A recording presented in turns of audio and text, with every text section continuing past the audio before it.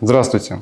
В этом году, 8 октября, отмечается главный праздник всех тружеников сельскохозяйственной и перерабатывающей промышленности России.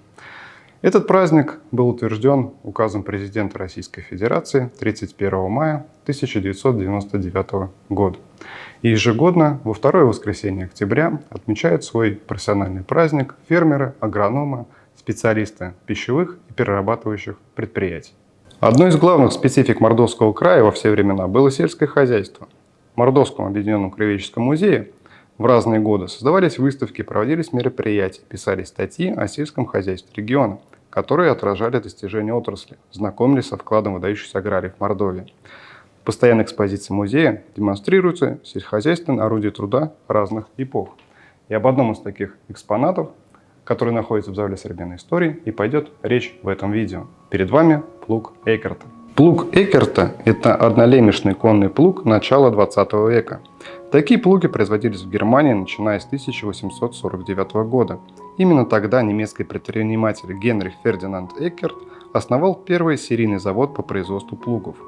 С этого же времени данные плуги активно стали экспортироваться в Российскую империю, где успешно конкурировали с преобладающими до того времени английскими моделями плугов. В однолемешный плуг традиционно запрягали лошадей, а управлял плугом пеший пахарь, который шел вслед за плугом, держась за рукоятки, и регулировал направление и глубину борозды. Основная функция плуга – переворачивание верхнего слоя земли только в одном направлении, указанном отвалом лемеха. Вспашка почвы, как правило, уменьшала количество сорняков, разрыхляла и делала почву более мягкой и податливой, облегчая дальнейший посев. Данный плуг состоит из корпуса, рукоятки, регулятора глубины вспашки, упряжного крюка. Основными частями плуга являются лемех и отвал. На корпусе мы можем видеть клеймо изготовителя. Здесь же мы видим надпись на немецком языке «Темперстахель», что переводится как «закаленная сталь». Хорошее качество стали и относительную доступность плуга немецкой фирмы сделали эти плуги довольно популярными в России и в Мордовском крае в частности. Плуг использовался в личных хозяйствах, а впоследствии в коллективных хозяйствах. Так, этот конный плуг Эккерта принадлежал Калининскому ТОЗу, созданному в селе Булгаково Качкуровского района в 1926 году. ТОЗ – это товарищество по совместной обработке земли, первичная простейшая форма коллективного хозяйства в СССР. С переходом к сплошной коллективизации они были признаны пройденной ступенью колхозного движения. К 1938 году в СССР они прекратили свое существование.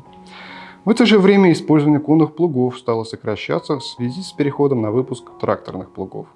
Крупные размеры хозяйств требовали и высокопроизводительных тракторных орудий, которые в скорое время стали поступать на село.